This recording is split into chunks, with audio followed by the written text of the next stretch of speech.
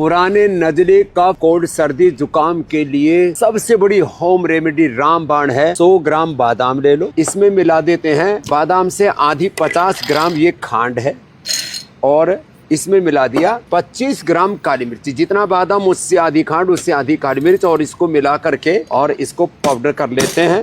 मात्र 1 चम्मच आप खाइए, इससे पुराने नजले को आप विदाई दे सकते हैं। यह अपने आप में अद्भुत है, अप्रतिम है और ये खाने में भी बहुत ही टेस्टी लगता है। 1 चम्मच बस ऐसे ही खा जाइए और नज़ला को जुकाम को हमेशा के लिए अलविदा कहिए।